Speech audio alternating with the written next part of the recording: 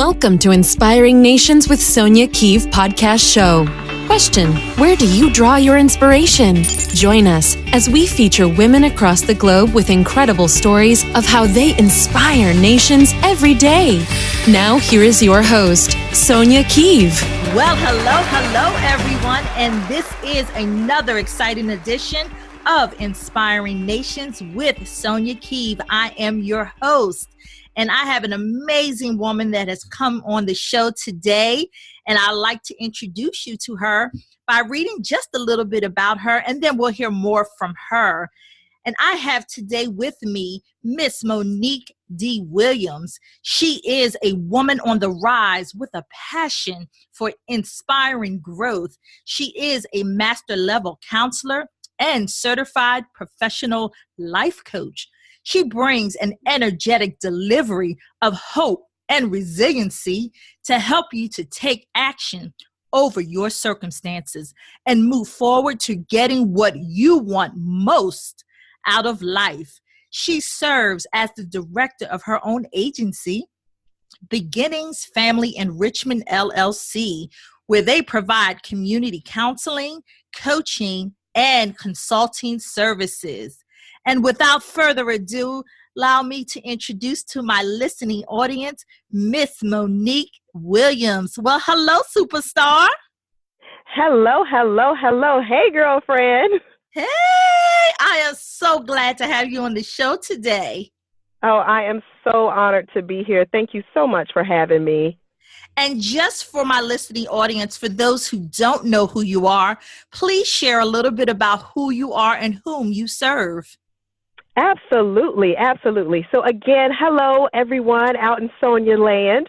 I am Monique Williams of Beginnings Family Enrichment, and I love 100% all the work that I do, particularly that's dedicated to fostering and strengthening the dynamics of womanhood, motherhood, and sisterhood, with whom I call my girlfriends. As a certified professional life coach, I primarily work with women to help them let go of negative thinking so that they can gain clarity to fulfill their goals and achieve elevated growth and success in their life. Now, again, with all my girlfriends, I do focus on empowering women and helping them to rediscover and redefine themselves with balance, confidence, and a commitment to self-care. Well, all right. Well, I don't know about you, but I'm ready to just get my self-care on. Yes. It is an absolute priority in your life. Yes. And today we're going to have an amazing topic. We're going to talk about today redefining having it all and the importance of getting you together first. And this is an amazing topic because I know for many of my audience listeners, especially women, we have so many hats that we wear, and a lot of times we fail to prioritize. So tell me a little bit about what is really redefining having it all. Can we really have it all? Yes, Sonia, you actually can. And let me say this because, when we think about advancing ourselves in our life, it can definitely be stressful. It could be challenging, and it can take a lot out of us, right? Mm-hmm. And sometimes when we're working towards our greatness, we can find ourselves in a slump when things don't go our way or when things aren't working out. I mean, it's not like things happen or success happens overnight. Yeah. But it's that pressure that we get from the outside world around us and even from ourselves, for which we start to create this chaos. And once we start creating this chaos, that's when we feel like, oh, I can't have a relationship and try to progress my career, or I can't be a mom and have a career, because we start to tell ourselves those things. But when we actually start to take the time to focus in on ourselves, to center who we are, to really get down and start to get balance within ourselves. And that's not just the outside world, but even our spirituality, our mental balance. Then that's when we can start putting those pieces together so that we can have it all. So absolutely, yes, we can. But you said it first, it's really that priority, and that priority of our self-care is where we start. And I love the fact that you said that it really is about prioritizing, because I know for women, we don't do that enough. So for the clients that come to you, what are some of the challenges that face them when they decide to work with you? Oh man. So for many of my girlfriends who come to me, they're coming to me. Oftentimes I'm working with moms. I'm just going to put that out there. They're coming and they're saying, over these years, I have found that I am doing everything for my kids. I am taking care of my husband. I'm helping my husband with his business. I'm trying to get the kids off to college, and I've just forgotten me. Yes. And so that's the biggest thing, is because we forget ourselves. And sometimes we lose ourselves. We become so tied up in the identity of wife and as mom that we forget that we're still Sonia and we're still Monique. Hello. And I mean, and it's not to diminish or to take away from the fact that we love being a mom, that we love being a wife or a girlfriend. Yeah. But deep down inside, we can't be any of those things if we're not starting with who we are first. Amen. Amen. And for moms, because I am a mother too. And I remember when I first had my kids, I remember saying that, it was me and my husband first. And I remember getting almost bashed that, once you have children, you put them first. And I find that so many women who had done that, and not taking anything away from that, but I found years later, they were regretful because they, like you said, lost their identity. They didn't know who they were outside of being mommy. Do you agree? Oh, absolutely. Absolutely. I get the same thing too, Sonia. And I'm a single mom, and I'm proud to be a single mom. And I love the co-parenting relationship that I have with my son's dad. And at the same time, I'm also dating. So I'm enjoying those experiences. But for me, I had to come first. Yeah. And even making the decision to end my relationship with my son's father, it was because I needed to take care of me. I was so unhappy. And so making that decision to say, look, I got to go find myself and be happy. It was a challenge for people who were close to me to understand, like my mom, for example, some of my girlfriends. And I know that once I get married, I am going to take that same approach, because I definitely believe that in order to have successful children, in order to rear successful children and to raise happy, healthy, loving, and thriving children, they have to be able to see the dynamics between their mother and their father. Absolutely. And more so too, and in order for you to have those dynamics with your spouse to be happy, loving, and thriving, you got to be happy, loving, and thriving with who you are. And so you put yourself first, even in that relationship, and then because you start to feel yourself, then you can pour into the other people. And then, this whole idea of getting you together first, it just mirrors very well to just what you said, because I found that in my own experiences, and I'm sure you have in some of your girlfriends, that you just kind of go through the cycle of life, just the everyday routine, and you don't realize that you were never putting yourself first, because you were feeling like, if I put myself first, I feel like I'm being selfish. Oh, yes, say that. And so I know for so many people that may, be listening right now and feel guilty, would you say, should they feel guilty, or should they feel like it's okay if I say no to these other obligations and today I just want to put me first? Absolutely. You should feel good about that without guilt, without remorse, and without regret. I think that somehow or another, society has condemned this idea that women should put themselves first. And again, especially if you're a mom. Yeah. And so I think it's just become something that has just been passed down socially and culturally, to say that women are selfish for thinking of their needs and their wants and their happiness. But that's absolutely it can be further from the truth. Right. And the truth is that you have to choose yourself. Yes. Choose yourself. You have to make a choice. And that's where we struggle with, because we don't choose ourselves until sometimes it's too late. Mm. Yeah, until it's too late. Now, I will tell you, and I say that because, some of my girlfriends that I worked with are in their 50s. And Right. so they're starting at this different point in their life where they're like, my kids are grown, they're off in college, they're getting their own kids, and now they're deciding that I want to do things that I always wanted to do, like Yes. travel. I Yes. want to buy a home, like all these different things. And they tell their children to do these things early, to go out and enjoy life and travel, because they see the regret that they have.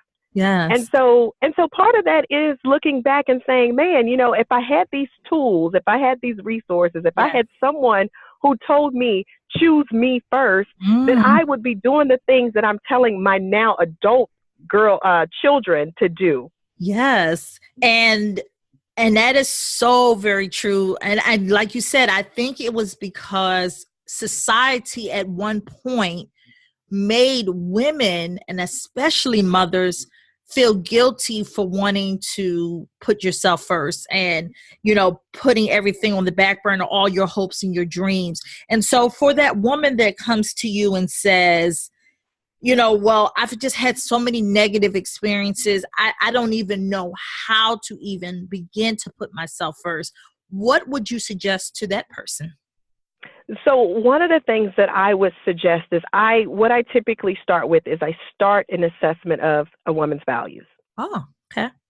Start to assess her values, because then that helps me to identify exactly what she's interested in, what her goals are, what her hopes and aspirations have always been for her, right? Right. And so by assessing those values, then we can start to identify, okay, based off these values, now what are your goals that you have? And do those goals and your actions that you're doing today, those steps that you're taking, do they align with the values that you said are important to you and important for you? Yes. And once we can do that, then we can start getting down to the nits, grits, and nuts and bolts of everything, of how do we prioritize those things that are important to you, those things that are important for you as well, because we got to remember what's important for us when we're thinking about all the things important to us. Yes. And then we can start to put a plan in place to achieve exactly what we value as important, and also what we are consistently working towards as our goals. And you heard it here first. And let me just repeat what Monique said. She said that first, when you are assessing your values, you have to assess your values based on an alignment of what is your core values that are not only important to you, but important for you. So hashtag core values. I absolutely love it. Absolutely love it. And Yes.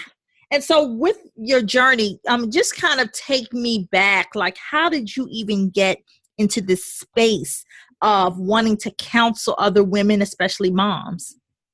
Oh my goodness. Wow. That journey is one that I had to learn. I'm not going to lie. I have not always I've been a strong woman, but I haven't always been a woman of strength. And there's a total difference between the two. And so the strong woman in me was the one who did everything. I was trying to do everything. I was trying to have it all without understanding what that meant. And so for me, it was when I lost my job. I was fired from a job. It was the first time I was ever fired from anything, because I'm such a perfectionist. And so it was in 2014 that I was fired from my job. And I never thought that I would be fired from this particular company, because I worked so hard at what I did, and I take a lot of value, and I absolutely love what I do for a living. Right. And so I was working at a counseling agency, and I had put together these great curricula for foster parent training and all these different things, because I was working with children and youth who were placed in foster care. Okay. And so I came to work one day. It was a Thursday. I came to work, and I, had everything going for the entire year, because it was in January. And by the end of the day, I was called into the office, into HR, and I was told that I was no longer needed in my position. And I remember just staring directly into the executive director, the owner, the HR director. And all I can remember asking them was, would I be able to receive my time off that I never used, which was over 100 something hours? Wow. Over 100 hours of time off that I accumulated and never used. And so I said, would I be able to receive my paid time off and my sick leave? And they said yes. And I said, and would I be eligible for unemployment benefits? And they said yes. Because at the time I had become a single mom. Right. And so my son was just shy of 3 when this happened. Mm-hmm. And all I could think about was, I have to pay these bills. I have to make sure my son is okay. And honestly, to be the selfish, to think of the mom in me, Yes. I was sitting here saying, oh my goodness, I just planned his birthday party in March. And so I was worried about, am I going to be able to pay for the party? Mm-hmm. I wasn't thinking about how I was feeling in that moment. Right. I wasn't thinking about the devastation.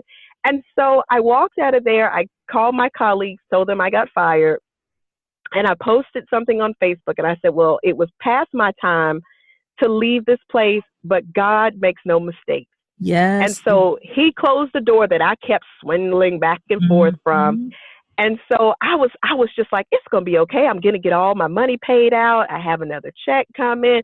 It's tax season. I know I'm going to get a tax refund. So that was what I was thinking. Yeah. And it wasn't until I stepped out at a restaurant. I went to Sweet Frogs with my son, and I call this my Holy Sweet Frogs moment, where I guess he was feeling the stress of me. He was feeling my stress because I still wanted to make sure he was comfortable, even though I knew I didn't have steady income flow, right? And so we went to Sweet Frogs that Saturday, and he had pushed over a table while he was sitting there so impatient at the age of 2, waiting for his frozen yogurt. And when he pushed the table to kind of scoot in, it tipped over and cracked and shattered. And all I was thinking was, oh my gosh, I don't even have the money to replace this table if I'm responsible for paying for it, right? Not even thinking businesses have insurance. Right. And in that moment, the staff member who was a manager, she was a little high school girl. No offense to my high schoolers working 9 to 5. Right. But she didn't understand what I was going through. Right. And she said, I hope you're planning to pay for that table. I need to call my GM. And I said, no problem. I don't have a problem paying for it. Call the owner. I'll take care of it. And the GM said, sweetheart, we have insurance. Did your baby get your yogurt? And when she said that, I teared up. And when I teared up, I told my baby, get your yogurt. Let's just get ready to go, because he was almost finished at this point. And I sat in my car and I bawled furiously. Bawled furiously, because when she asked, did he get the yogurt, it was the first time that I actually thought, oh my goodness, even with all the chaos, she wanted to know if my baby was okay. And then the other question, she said, well, Mom, how are you doing? How are you doing? And it was the very first person, this perfectly good stranger who had never seen me, only had this phone call, asked me, how was I doing? And that was the first time that I got to sit and ask myself, how am I doing? And I lost it. I lost it. I literally had a panic attack, and I just bawled in tears all of this time, trying to hold on, trying to be strong, trying to brave face for my son, trying to keep it together. And I lost it. I lost it. Yeah. And that was when I realized that there was a complete difference in being a strong woman and being a woman of strength. Woo, Monique, Lord, you're my first guest, about to have me crying on my own show. Oh no, Sonia. But I can relate. I can so relate. And I know so many of my moms out there who have been in that situation where you've been let go from a job that you had depended on, that paycheck coming every month, every 2 weeks, however you got paid. And for that to have been taken away, it puts you in a different mindset that you begin to feel like, I still got to keep the wheels going, even though I have no idea what that next step is. But like you said, in that moment, it wasn't about the fact that you lost your job. It was the fact that someone recognized that you needed to be okay. Absolutely. Absolutely. Yeah. Yes. Yeah. And I mean, in that moment of release, was everything for me because it gave me so much clarity. And I would tell you that was when I yielded my control. And yes, and I'm going to tell you this, especially for those who are listening, we as women, the reason why we struggle with the chaos is because we try to control it. We try to control it instead of letting ourselves flow in the process. And when I yielded that control of knowing that I can't be responsible for things that I cannot control, just like the serenity prayer, right? Let me change the things that I can and accept the things that I can't. And I couldn't change the fact that I was fired, that I lost my job, but I could change how I looked at my circumstance. I could change how I went after another job or another position or took a career change or all those things. That was what I could change. And so that was the part where I said it was time to yield the control. Trying to hold it in and control my emotions and to stay so regulated and just strong. And that was where I just had to let it go. I had to let it go.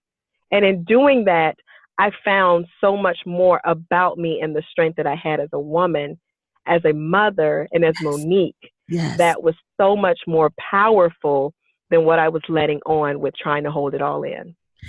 And you said something right there that was very important that I want my listeners to hear.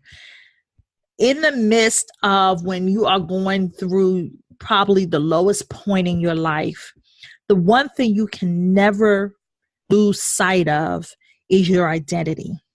Because you are first an individual of you.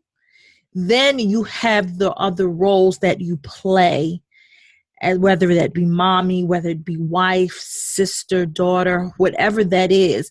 But it's all encompasses first identifying you and what you need and how you need to operate. And I want to just keep reiterating that point because it is so easy when you're going through.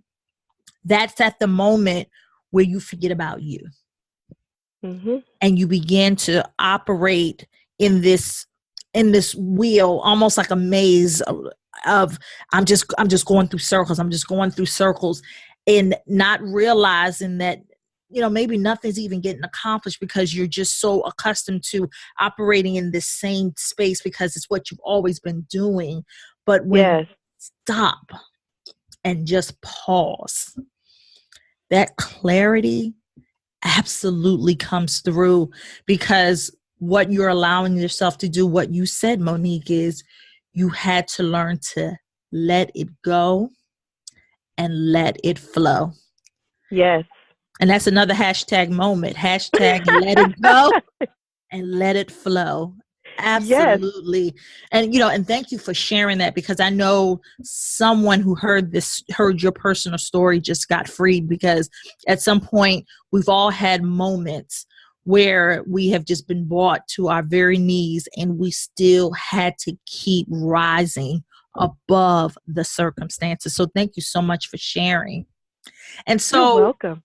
And so you're a director, you're a coach and a counselor, and I can see why you are, because your spirit absolutely flows through, because it's the authenticity that you give off, because you allow people to see, I've been in your place. I've been in the same situation.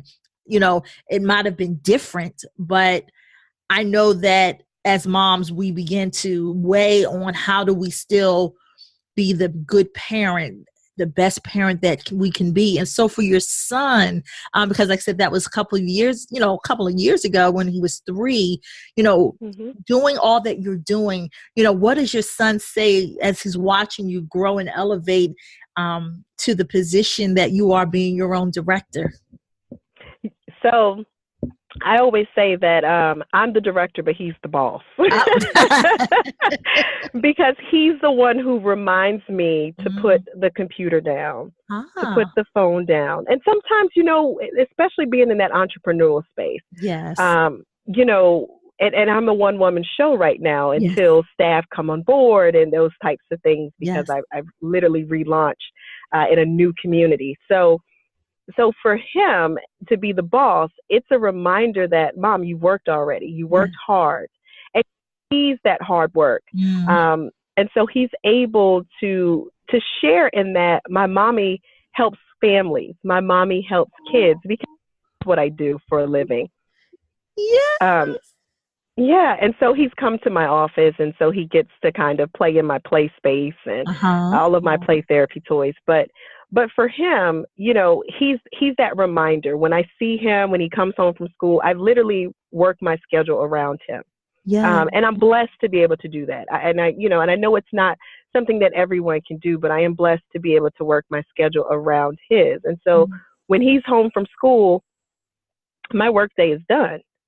And then I find that time when he's having his play time and he doesn't want to be bothered with me, because now he's 7. So he's a little bit more autonomous. And, you know, he's like, well, Mom, can you hang out with me? And then I'll play for about 10, 15 minutes with him. And then he's like, okay, I just want to play by myself. And so it's in that time that I say, okay, good. Now I can pick up the computer again and I can finish up a few more things. And so I've learned to work around his schedule. But one of the things that you just have to make time for your family. You make time. You make the time. And one of the things that I share with my girlfriends is, you know, everyone comes and says, I need to develop better time management. And I say, time doesn't need a manager. We do. Time doesn't need a manager. We do. Because time is going to keep going. But we can't keep going like the clock. We have to be able to stop. And so once we get better me management, then we can handle the time and do the things in the time that we have. So that's what we have to do. We have to manage ourselves. And that comes with, again, creating the space for your family, creating the space for your own downtime, and creating that space to be able to put in the work when you need to, but also taking, like you said, that pause. To just step back and let the process flow. Yes. And so for my listeners, I mean, I'm sure that many of them want to, you know, get with you, because I can just hear them saying, yes, I'm in that same space. So maybe I don't need help with the time management, but maybe I need help with managing my time.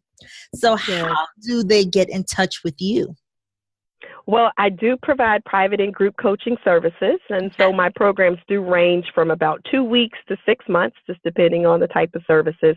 And I do offer single sessions as well. So if someone says, well, I don't really need something that long. I just need to take an assessment of my values and put those things together. And we can knock that out in a single session.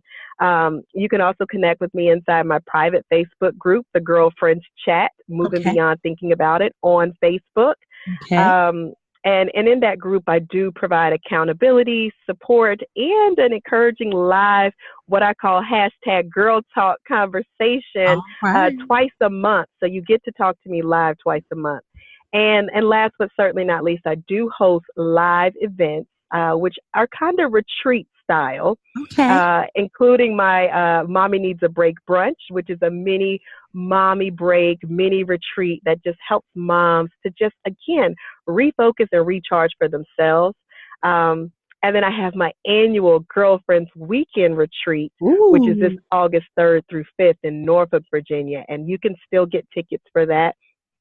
And the actual theme to the Girlfriends Weekend Retreat this year is redefining having it all. And you can learn more at girlfriendsretreat.info. And you can follow me on Instagram and Facebook at BFE Coach. And learn more at beginningsfamilyenrichment.com. Well, there you have it. There are all the connection points. And for all of my mommies out there, you definitely want to get on board with that wonderful retreat, because we don't do it enough. You know, right? We talked about at the top of the hour. We don't do enough for us. And so I definitely I'm going to check out that Mommy Needs a Break brunch, because, you know, this mommy does need a little break. So I'm not ashamed to admit it. Yes. That's the first step. Admitting there. There it is. Admit it and get it. That's right. Yes. And so I just want to thank you again for coming on the show today, because this was just such a wonderful topic, because I was excited when I heard my producers mention that this is what we'll talk about today, because I know how important it is. And we always ask the question, can we have it all? And Miss Monique said it right here on Inspiring Nations. Yes, you can, but you've got to prioritize. And so before I let you go, I always love to ask my guests, I'm going to give you 3 words, and I want you to tell me the first thing that comes to mind when you hear them. Okay? Okay. The first word is faith.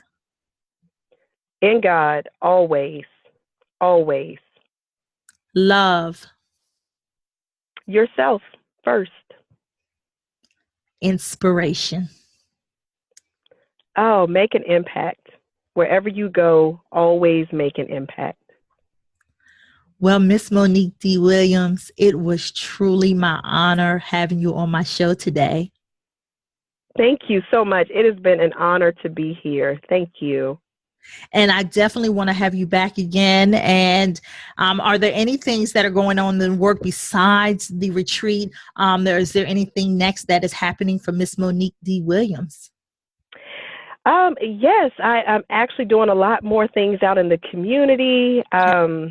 For which I am connected to, and I love for you all to come out. I'm part of a women's organization, ACHI, Women Supporting Women Association, and love to have you guys come out and celebrate with us at Alex and Ani on Friday, June 29th.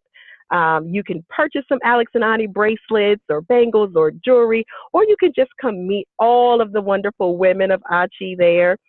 And then I'm also doing some things in my hometown community of Charlotte County, in particular with planning National Night Out, which is an alliance with our sheriff's office. So that's going down August 7th, and I'll be giving away, donating backpacks and school supplies for children here in the Charlotte County community. So I'm really excited about that. Well, Miss Monique, you are doing it all. You are redefining it all, and you are doing it with grace and beauty. Thank you. You too, Sonia. Thank you. So this is another edition of Inspiring Nations, and we'll see you around. Bye-bye. Bye. Thank you for listening to another episode of Inspiring Nations with Sonia Keeve. I challenge each of you to perform one simple act of kindness and pass it forward. For more information on how you can be a guest on our show, visit www.soniakeeve.com. We hope to see you next time.